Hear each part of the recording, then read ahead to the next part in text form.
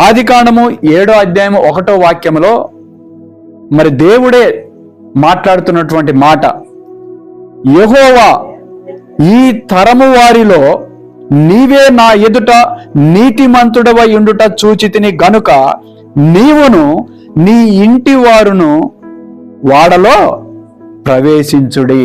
దేవునికి స్తోత్రం. హల్లెలూయా, హల్లెలూయా.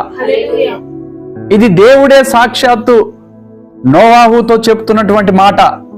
అయ్యా, ఈ తరము వారిలో, ఇప్పుడున్నటువంటి వారిలో, ఇప్పుడు చూస్తున్నటువంటి సమాజంలో నీవే నా ఎదుట ఎలాగున్నావు? నువ్వు నీతిమంతుడవై ఉన్నావు. కాబట్టి నీవు ఆ ఓడలో నీ కుటుంబం అంతా కూడా ఏం చేయాలట? ప్రవేశించండి. కాబట్టి పిల్లరా, ఈ తరములో అని దేవుడు అన్నాడు. ఏ తరములో? ఈ తరములో అన్నాడు. అంటే ఈ తరము అని అంటే దేవుడు చెప్పినప్పుడు ఆ నోవాహు జీవిస్తున్నటువంటి ఆ తరములో అసలు పరిస్థితులు ఎలాగున్నాయో మనం ఆలోచించాలి. నోవాహు ఆ తరములో జీవిస్తున్నప్పుడు అక్కడ ఉన్నటువంటి పరిస్థితులు ఎలా ఉన్నాయో మనం ఇప్పుడు ఒకసారి ధ్యానం చేయాలి. ఎలాంటి మనుషులు ఉన్నారు, ఎలాంటి బుద్ధి కలిగిన వాళ్ళు ఉన్నారు, ఎలాంటి నడవడి కలిగిన వాళ్ళు ఉన్నారు, ఎలాంటి స్వభావం కలిగిన వాళ్ళు ఉన్నారు అని అంటే పిల్లరా, ఒకసారి మనం ధ్యానం చేద్దాం. ఒకసారి ఆదికాండం 6వ అధ్యాయము 5వ వాక్యం చదవండి ఒకసారి. ఆదికాండము 6వ అధ్యాయము 5వ వాక్యం.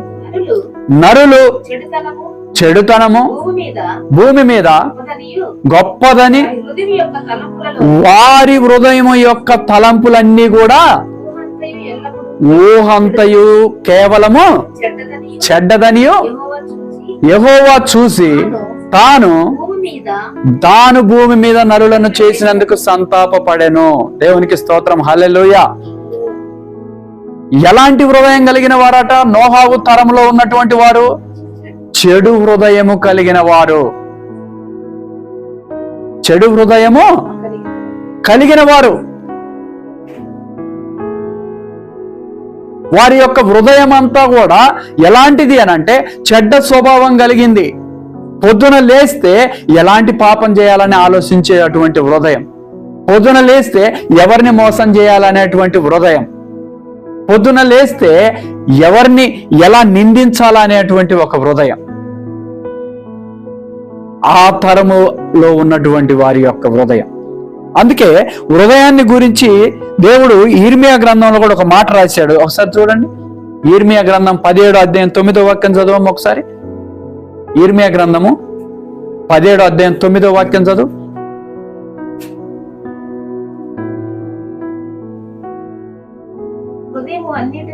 హృదయము అన్నిటికంటే మోసకరమైనది, అది బహు ఘోరమైన వ్యాధి గలది. ఏమండి, హృదయం ఎలాంటిదట? మోసమైనది.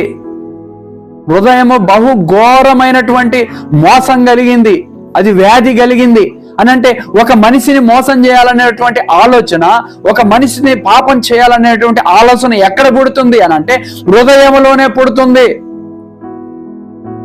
నోవాహు యొక్క తరములో ఉన్నటువంటి వారు ఎవరైతే ఉన్నారో వారి యొక్క హృదయం ఎలాంటిది అని అంటే చెడ్డ హృదయము, పాపముతో కూడుకున్నటువంటి హృదయము.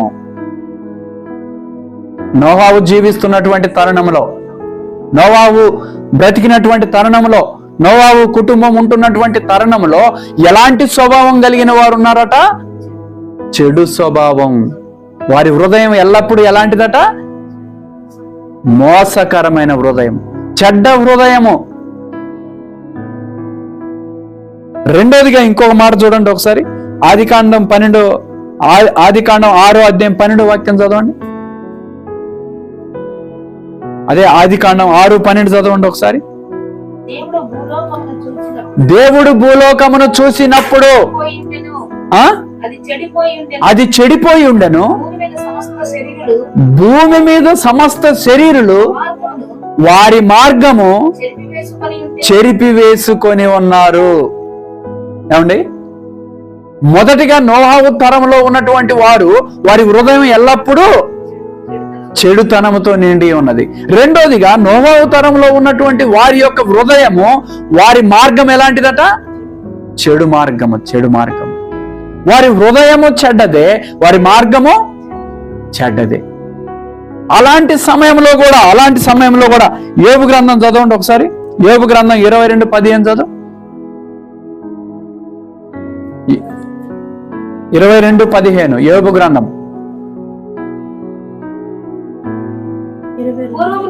పూర్వము నుండి దుష్టులు అనుసరించిన మార్గమును నీవు అనుసరించదవా? ఎవరు చెప్తున్నారంటే ఈ మాట? యోబు యొక్క స్నేహితుడు అంటున్నాడు, పూర్వము నుంచి దుష్టులు అనుభవించిన మార్గాన్ని నువ్వు అనుభవిస్తావాయా యోబు అని అంటున్నాడు. అంటే నోవాహు కాలంలో ఉన్నటువంటి వారి యొక్క మార్గము పూర్వం నుంచి ఎలాంటి మార్గమట? చెడు మార్గము. నోవాహు ఆ తరములో జీవిస్తున్నప్పుడు అక్కడ నివసిస్తున్న ప్రజలందరి యొక్క హృదయం ఎలాంటిదంటే చెడ్డ హృదయము. వారి యొక్క మార్గం ఎలాంటిది అని అంటే చెడ్డ మార్గము. అలాంటి తరుణములో దేవుడు నోవాహు దగ్గరకు వచ్చి అప్పుడు 7వ అధ్యాయము 1వ వాక్యంలో అంటున్నాడు, ఈ తరములో నీవు నీతిమంతుడవు, నిందారహితుడవు నా ఎదుట, కాబట్టి నీవును నీ కుటుంబమును ఎక్కడికి రావాలట? వాడలో చేరండి అంటున్నాడు. ఎందుకు? నోవాహు యొక్క కుటుంబము, నోవాహు అంతా కూడా ఆ తరము వారు చెడ్డవారై ఉన్నప్పటికీ కూడా వాళ్ళని దేవుడు వాడలోకి రమ్మంటున్నాడు అని అంటే ఏం చేసేవాడు అని అంటే నోవాహు ఒక మాట చదవండి పిల్లరా. ఆదికాండం 6:22 చదవండి. 6వ అధ్యాయం 22వ వాక్యం చదువు. నోవాహు ఇట్లా చేసెను, దేవుడు అతనికి ఆజ్ఞాపించిన యావత్తు చేసెను. దేవునికి స్తోత్రం. హల్లెలూయా.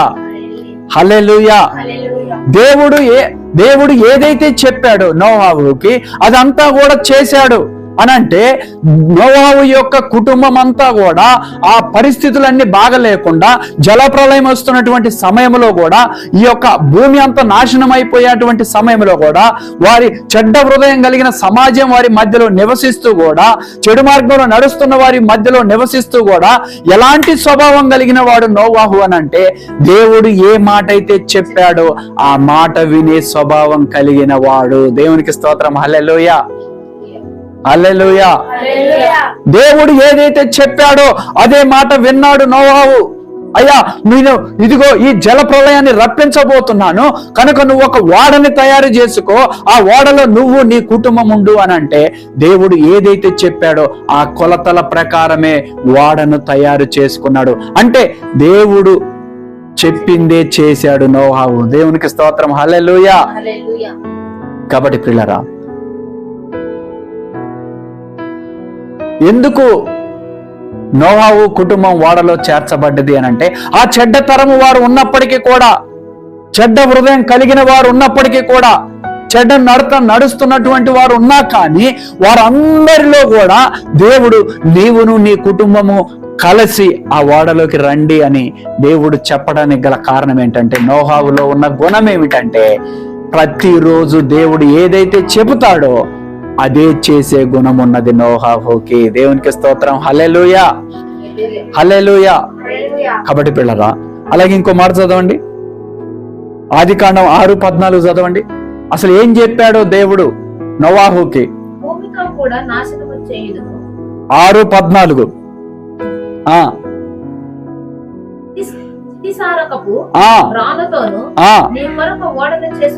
నువ్వు ఒక ఓడను తయారు చేసుకోయా, చేసి దానికి కీలు పూయమని చెప్పాను. దేవునికి స్తోత్రం. హల్లెలూయా. దేవుడే చెప్పాడు, నాయనా ఇదిగో దీనితో ఈ ఓడ తయారు చేయి, దానికి లోపల బయట ఇలాగ అలంకరించు, ఈ కొలతలతో చెయ్యి, ఈ క్రమంగా చెయ్యి అని అంటే నోవాహు ఏమన్నా అట్లా కాదు ప్రభువా నేను ఇట్లా తయారు చేస్తా అన్నాడా? అట్లా కాదయ్యా నేను ఇట్లా చేస్తా అన్నాడా? అనలేదు. దేవుడు ఏ కొలతలు చెప్పాడో ఆ కొలతలు చేశాడు.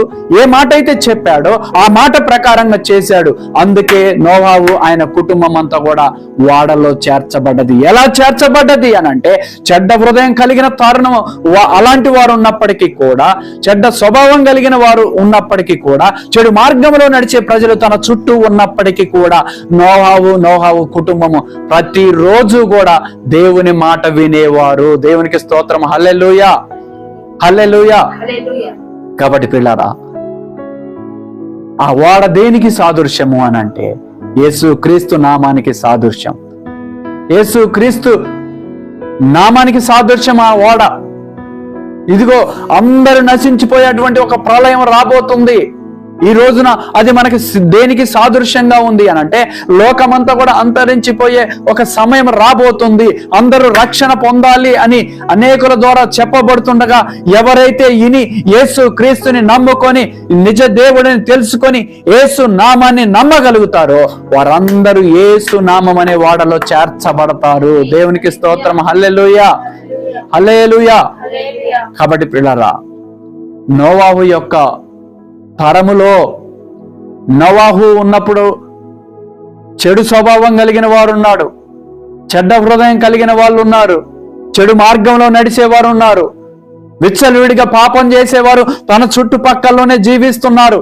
అయినా గాని తను ఏ రోజు కూడా పాపానికి తావిచ్చిన వాడు కాదు, చెడు మార్గానికి తావిచ్చిన వాడు కాదు, చెడ్డ స్వభావానికి తావిచ్చిన వాడు కాదు. గాని ఏం చేసిన వాడు నోవాహు అని అంటే, దేవునితో నడిచిన వాడు, నిందారహితుడిగా ఉన్నవాడు, యథార్థంగా బ్రతికిన వాడు, దేవుడు చెప్పిందే చేసిన వాడు. కనుకనే తాను తన కుటుంబము వాడలో చేర్చబడింది. దేవునికి స్తోత్రం. హల్లెలూయా. ఎప్పుడైతే నోవాహు వలె మనము కూడా దేవుడు చెప్పిందే చేసేవారిగా ఉంటామో, యథార్థమైన భక్తి చేస్తామో, నిందారహితులుగా ఉంటామో, మన చుట్టుపక్కల పరిస్థితులు ఎలాంటివైనప్పటికీ కూడా దేవునితో నడిచే అనుభవంలో మనం ఎప్పుడైతే ఉంటామో అప్పుడు ఖచ్చితంగా మనము కూడా యేసు నామం అనే, మన కుటుంబము కూడా యేసు నామం అనే ఓడలో చేర్చబడతాము. దేవుడు మనకు అట్టి కృప అనుగ్రహించునుగాక. దేవుడు మనకు అట్టి కృప అనుగ్రహించునుగాక. హల్లెలూయా.